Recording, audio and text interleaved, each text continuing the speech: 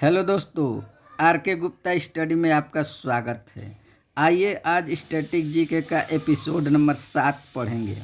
तो इसका पहला क्वेश्चन है कि किस अधिवेशन में पूर्ण स्वाधीनता की मांग की गई थी।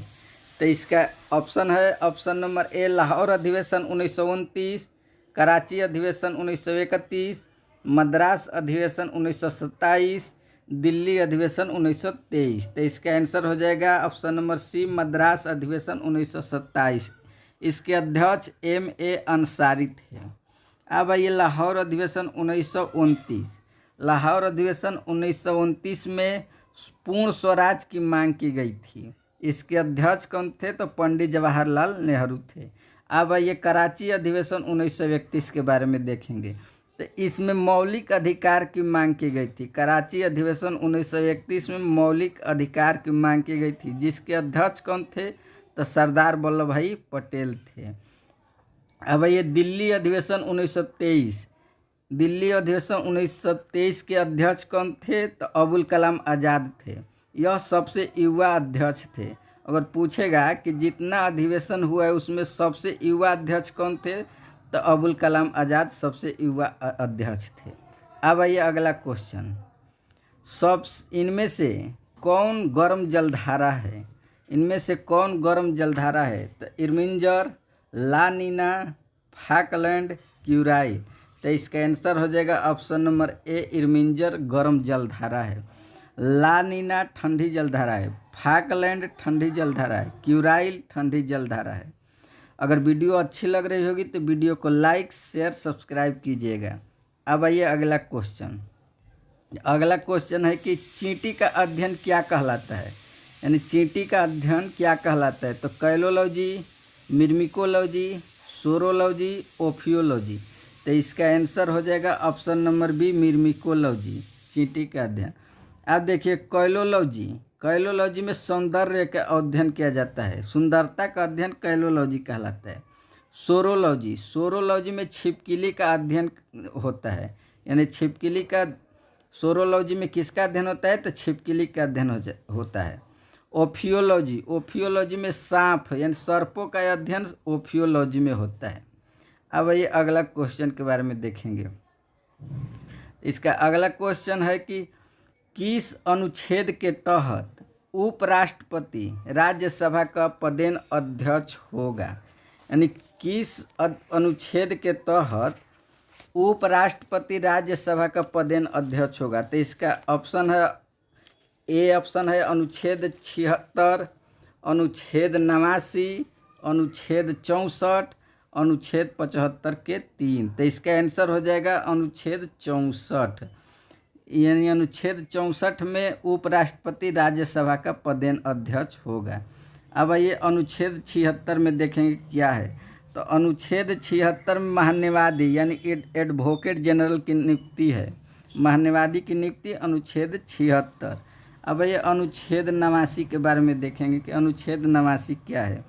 तो अनुच्छेद 89 में राज्यसभा के सभापति एवं उपसभापति का प्रावधान है, अनुच्छेद 89। अब आइए अनुच्छेद 75 के 3 के बारे में देखेंगे, इसमें क्या है। तो इसमें मंत्रिपरिषद सामूहिक रूप से लोकसभा के प्रति उत्तरदायी होते हैं, अनुच्छेद 75 में। अब आइए अगला क्वेश्चन के बारे में देखेंगे।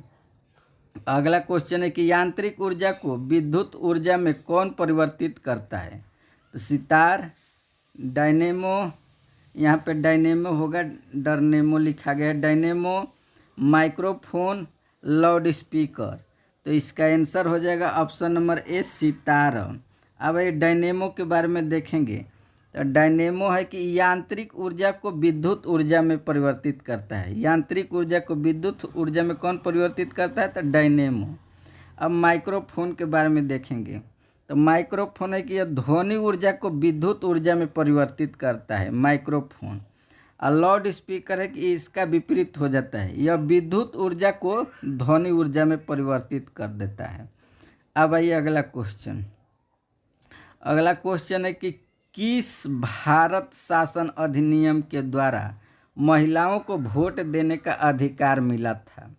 तो ऑप्शन है 1935 का भारत शासन अधिनियम, 1919 का भारत शासन अधिनियम, 1784 का पिट्स इंडिया एक्ट, 1773 का रेगुलेटिंग एक्ट। तो इसका आंसर हो जाएगा ऑप्शन नंबर बी 1919 का भारत शासन अधिनियम के तहत 1926 ईस्वी में महिलाओं को वोट देने का अधिकार प्राप्त हुआ था। अब आइए ऑप्शन नंबर ए के बारे में देखेंगे कि 1935 का भारत शासन अधिनियम के बारे में देखेंगे। तो इसमें केंद्र में द्वैध शासन का प्रवर्तन किया गया है, यानी केंद्र में द्वैध शासन का प्रवर्तन किया गया है तो 1935 के तहत, तथा इसी में संघीय न्यायालय की स्थापना की व्यवस्था भी की गई थी 1935 के तहत। अब आइए 1784 का पिट्स इंडिया एक्ट के बारे में देखेंगे।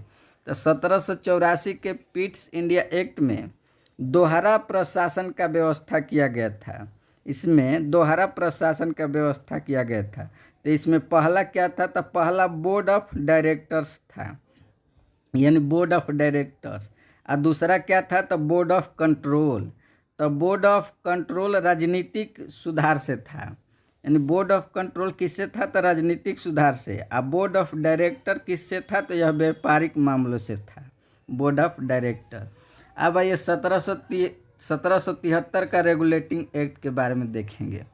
तो 1773 के रेगुलेटिंग एक्ट के तहत कलकत्ता में उच्चतम न्यायालय की स्थापना की गई थी 1774 में, यानी 1773 ईस्वी के एक्ट के तहत 1774 में उच्चतम न्यायालय की स्थापना की गई थी। उस समय मुख्य न्यायाधीश एलिजा इम्पे थे। उस समय मुख्य न्यायाधीश कौन थे? तो सर एलिजा इम्पे थे। तथा अगर पूछेगा कि किस रेगुलेटिंग एक्ट के तहत बंगाल के गवर्नर को बंगाल का गवर्नर जनरल कहा गया है, तो 1773 का रेगुलेटिंग एक्ट के तहत किया गया है। अब आइए अगला क्वेश्चन देखते हैं।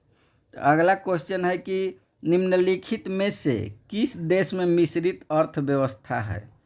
तो option A Bharat, option B Malaysia, C है इंडोनेशिया, डी है इनमें से सभी। तो इनमें से सभी हो जाएगा। भारत में, मलेशिया में और इंडोनेशिया में भी मिश्रित अर्थव्यवस्था है। अब आइए अगला क्वेश्चन देखते हैं।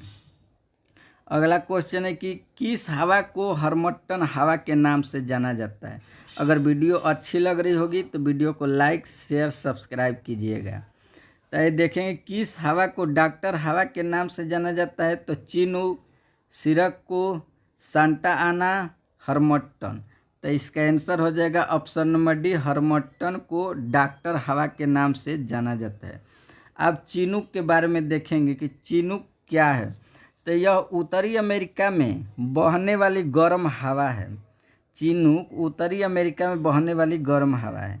सिरक्को यह इटली की है, यह इटली में बहती है सिरक्को।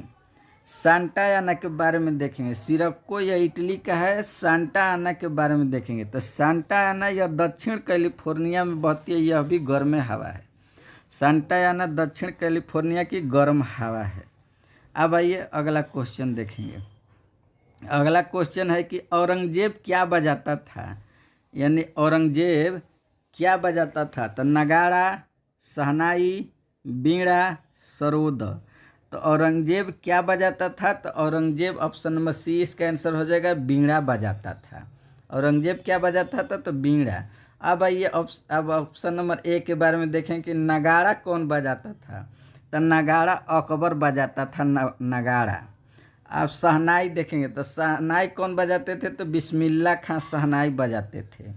सरोद कौन बजाते थे? तो अली अमजद खां सरोद बजाते थे। अब आइए अगला क्वेश्चन के बारे में देखते हैं। अगला क्वेश्चन है कि रेड गार्ड्स की स्थापना किसने किया था? रेड गार्ड्स की स्थापना किसने किया था? तो option A Henry Dunant, Baba Amte, Garibaldi, Vinoba Bhave. तो इसका आंसर हो जाएगा ऑप्शन नंबर सी, गैरिबाल्डी हो जाएगा। रेड गार्ड्स की स्थापना किसने किया था? तो गैरिबाल्डी ने। अब हेनरी ड्यूनांट ने किसकी स्थापना किए थे? तो हेनरी ड्यूनांट ने किसकी स्थापना? तो रेड क्रॉस की स्थापना हेनरी ड्यूनांट ने किए थे, रेड क्रॉस के। बाबा आमटे ने किसकी स्थापना किए थे? तो आनंद वन की स्थापना बाबा आमटे ने किए थे। आप देखिए विनोबा भावे ने पवनार आश्रम की स्थापना किए थे विनोबा भावे ने। अगर वीडियो आपको अच्छी लग रही होगी तो वीडियो को लाइक शेयर सब्सक्राइब कीजिएगा।